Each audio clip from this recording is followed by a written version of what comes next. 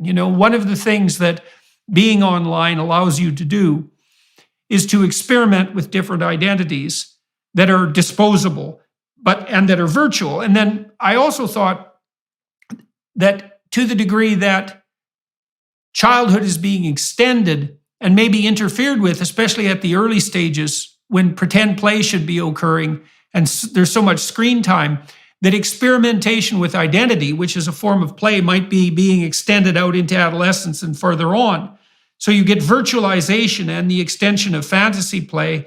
It's not surprising to me that iGEN young people would be, what would you describe it as, very open in relationship to their proclaimed identity, especially also if they're earning attention points for announcing a non-standard identity and also having no other identity to replace it with in some real sense. Well, I think there's a lot of other factors at work here too, because of course, these trends have been going on for longer. So as opposed to say some of the mental health trends, which really didn't start to appear until 2012, the rise in support for same-sex marriage and the embrace of LGBT identities, that's been building for a longer time. So we see that also, even for Gen Xers and millennials, that's been, rolling out for quite a long time. So I think it's also a function of individualism.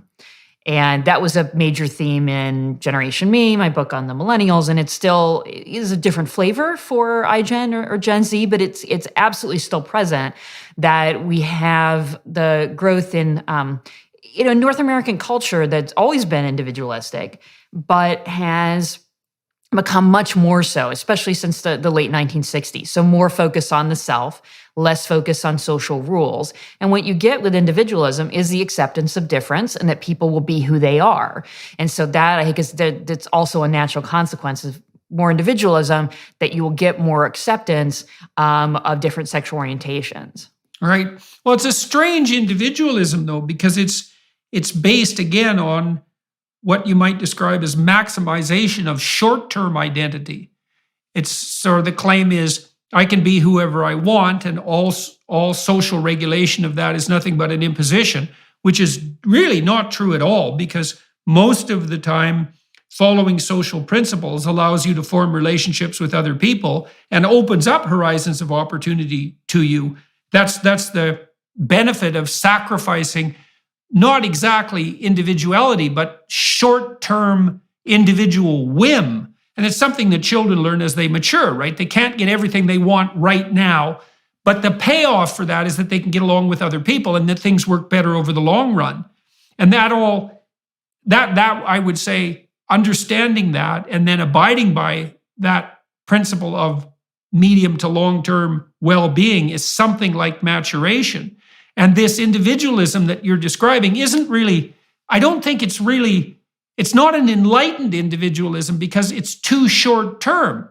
It's more like, well, I am whatever I feel I am right at this moment. And to me, that smacks of, well, nothing more than, in some real sense, like a 2-year-old immaturity. And I mean that technically, because 2-year-olds are very whim-oriented, very, very short term, and very self-centered. They can't play with other people.